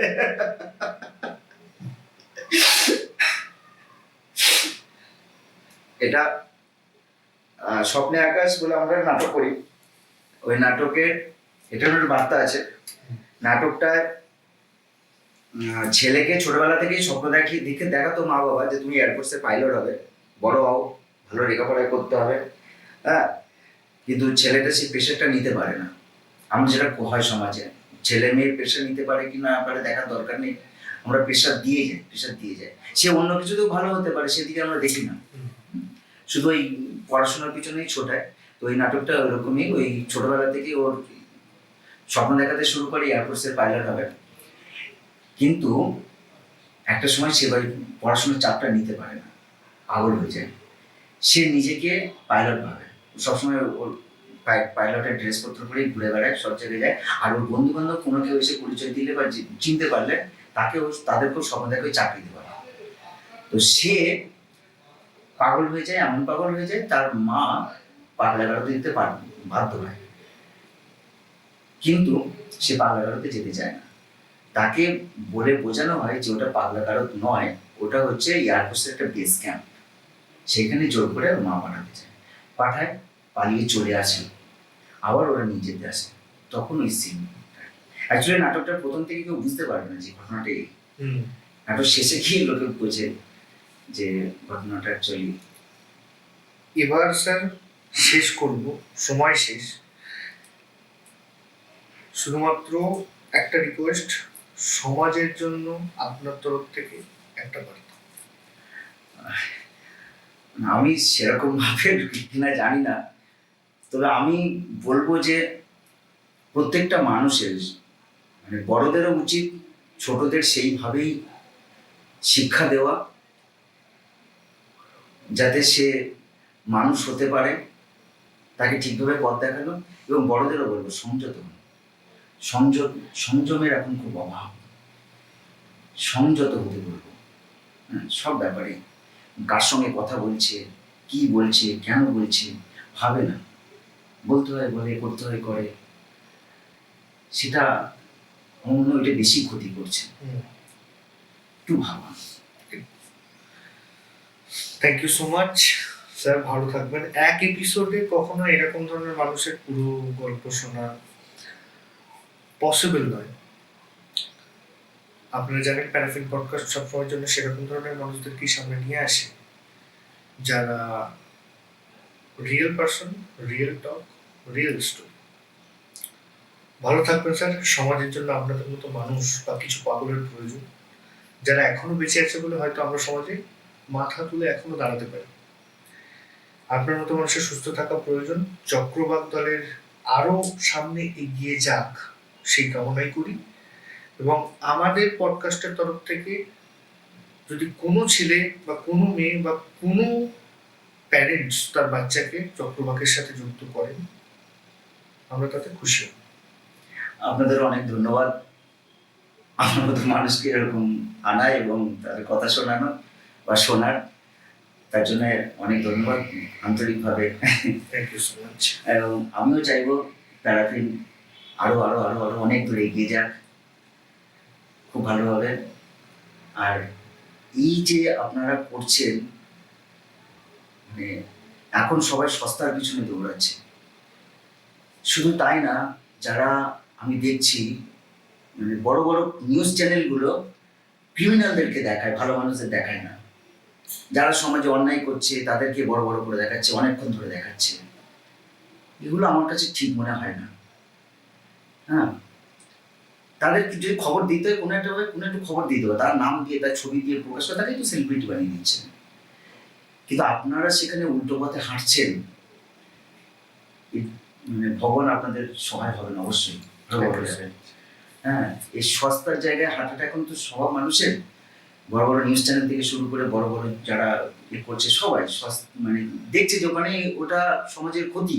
তারপর এটুকু যদি না বুঝে করে তাহলে তারা শুধু পয়সাটাই চেনে, আর শুধু পয়সা চিনে সমাজ টেকানো যায় না, সমাজে করে। আপনারা সেখানে উল্টো পথে হেঁটে আমাদের মতো মানুষদেরকে আনার চেষ্টা করছেন, যারা সমাজের সেইভাবে নয়। ভগবানের কাছে চাইবো যে আপনারা অনেক অনেক দূর এগিয়ে চলুন, আপনাদেরকে মানুষ গ্রহণ করুক, সাদরে গ্রহণ করুক, এবং আপনারাও গর্বের সঙ্গে কাজ করে যান। Thank you so much sir. আজকের এপিসোড এই পর্যন্তই। প্যারাফিন পডকাস্ট খুব তাড়াতাড়ি আবার নিয়ে আসবে নেক্সট এপিসোড, নতুন কোনো মানুষ, নতুন কোনো রিয়েল পার্সন, নতুন কোনো রিয়েল স্টোরি, তার সাথে থাকবে আরো অনেক কিছু। ধন্যবাদ।